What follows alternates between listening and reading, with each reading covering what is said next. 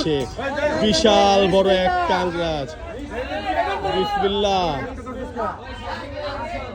বিশাল বড় গরু, সুন্দর মাশাআল্লাহ। ও রে ভাই রে ভাই, মাশাআল্লাহ বিশাল আকারের এক কাংরাজ চলে আসছে গাবতলী হাটে।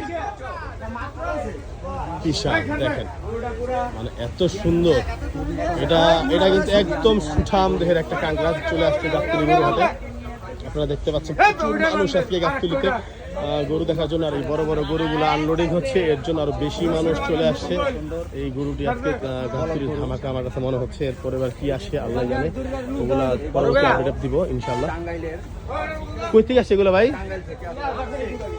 ভাই কই থেকে আসছেন? টাঙ্গাইল। টাঙ্গাইল থেকে আসছে।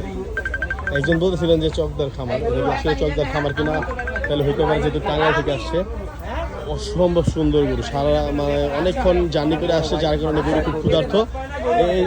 চকদার খামারের গরু? হ্যাঁ ভাই, হ্যাঁ একজন ভাই কমেন্ট করছেন চকদার খামারের গরু। এটা আসলে চকদার খামারের গরু, চকদারের গরু, চকদার খামার থেকে চলে আসছে। চকদারের ছোট ভাই,